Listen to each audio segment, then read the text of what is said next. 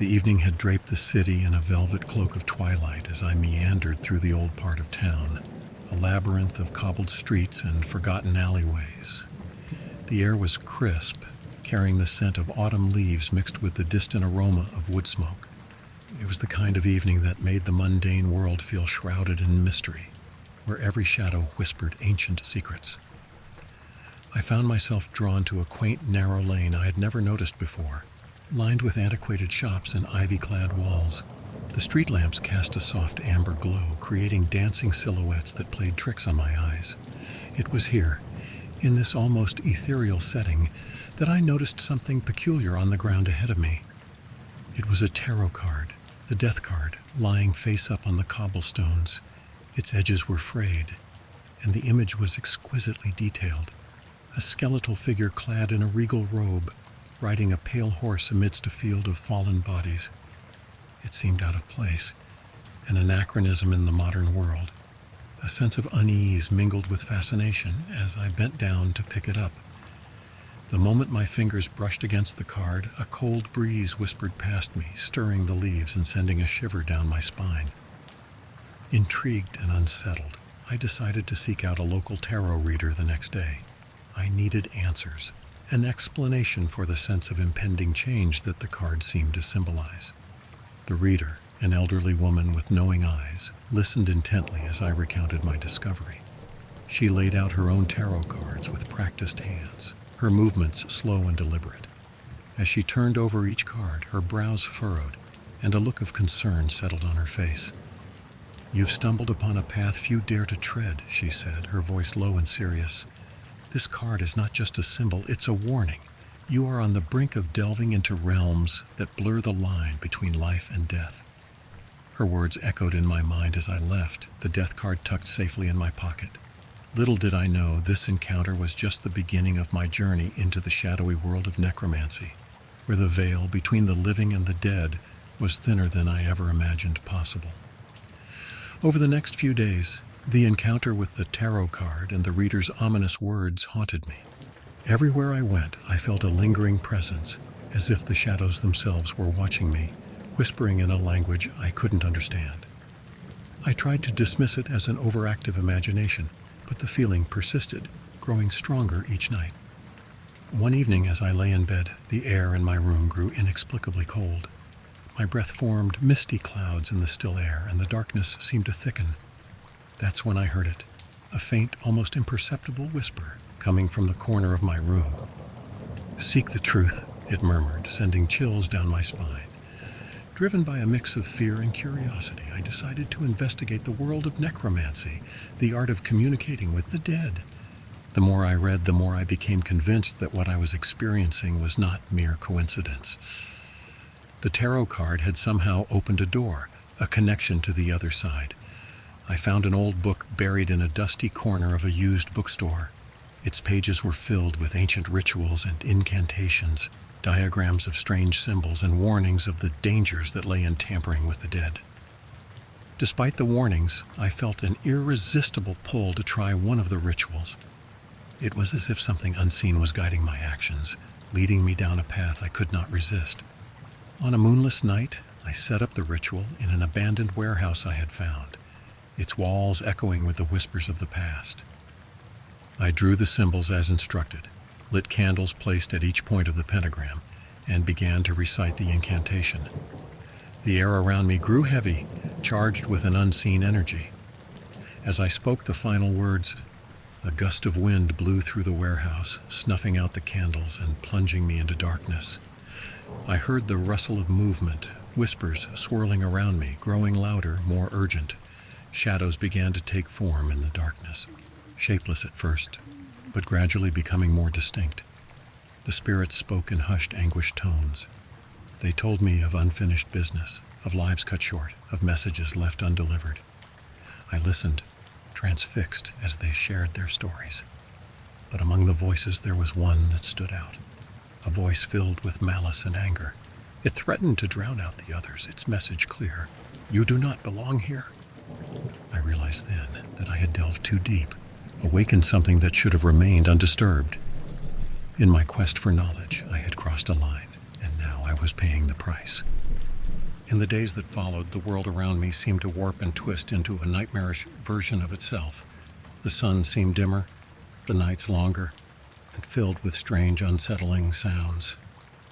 My dreams were haunted by the spirits I had summoned, each more tormented and vengeful than the last, as I could no longer tell if I was awake or asleep. The spirits invaded every moment, their voices a constant, cacophonous whisper in my ear. They spoke of dark deeds and forgotten graves, of lives taken and souls ensnared. The air grew thick with their sorrow and rage. I sought solace in the daylight, in crowded streets and bustling cafes, but even there, the shadows seemed to follow me.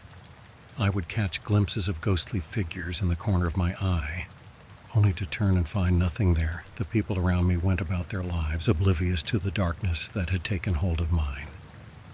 One evening, as I walked through a deserted park, the wind picked up, sending a flurry of dead leaves swirling around me. The spirits were more aggressive now, their whispers turning into screams. I felt hands, cold and insubstantial, grabbing at my clothes, a ragged coat that had become my shield against the world. A figure emerged from the shadows, its form blurred and shifting. It was the malevolent spirit from the ritual, its eyes burning with hatred. "You cannot escape us," it hissed, its voice echoing in the wind. "You are ours now." I ran, my footsteps echoing on the empty paths, but the spirit was relentless. It seemed to glide over the ground, unaffected by the physical world. I could feel its cold breath on my neck, its fingers inches from my back. I stumbled into an old abandoned church, seeking refuge. The spirit seemed hesitant to enter, their whispers fading into the background. The church was cold, the pews covered in a thick layer of dust, the stained glass windows broken and forgotten. In the dim light, I found an old priest's robe, moth-eaten and frayed. I wrapped it around myself, hoping it would offer some protection, some respite from the relentless pursuit. I sat there, in the silence of the church, waiting for dawn. But the night was long, and the spirits were patient. They gathered outside, their whispers growing louder, more insistent. I could hear them moving, scratching at the walls, trying to find a way in. I clutched the robe tighter, reciting prayers I barely remembered, hoping against hope that I would survive the night. As the first light of dawn filtered through the broken windows, the spirit's presence faded. I emerged from the church, weary and broken. The world seemed different now, tainted by the darkness I had unleashed. I knew then that my life would never be the same. I had delved into secrets that should have remained hidden, and now I was bound to them, a prisoner of the shadows I had awakened. The days blended into nights, each indistinguishable from the other in the shadow of my haunted existence. I wandered the city like a ghost, a mere specter of the person I once was. The spirit's whispers became a constant undertone to my thoughts, a relentless reminder of the darkness I had embraced. In a desperate attempt to find answers, or perhaps redemption, I returned to the tarot reader. The shop, once a beacon of mystical intrigue, now felt like a gateway to a world I no longer understood. Madame Zara's eyes widened as she saw me, her face a mixture of pity and fear. "You have crossed a threshold from which there is no return," she said, her voice trembling. "The spirits you have awakened are bound to you, a chain forged by your own actions. Is there no way to undo what I've done?" I asked, my voice barely a whisper. She shook her head slowly. "Some doors once opened can never be closed.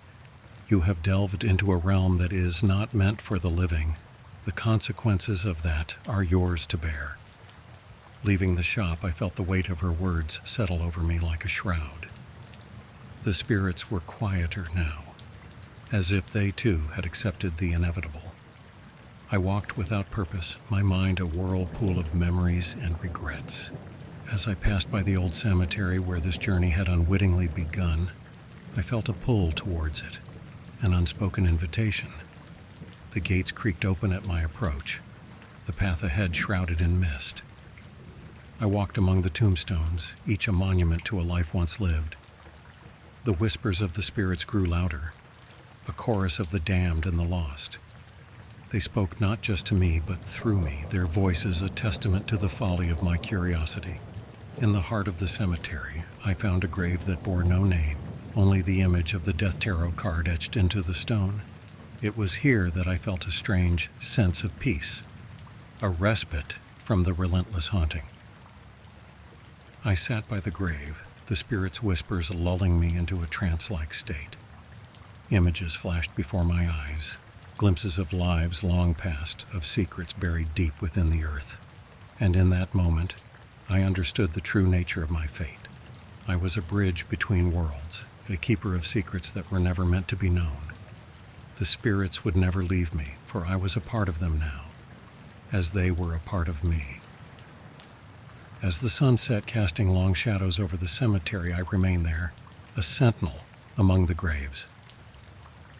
The world of the living moved on, oblivious to the truths that lay hidden in the shadows. And so my story ends, but the whispers continue, an endless echo of the darkness I embraced. What lies beyond in the realm of shadows and spirits is a mystery that remains unsolved, a tale yet to be told.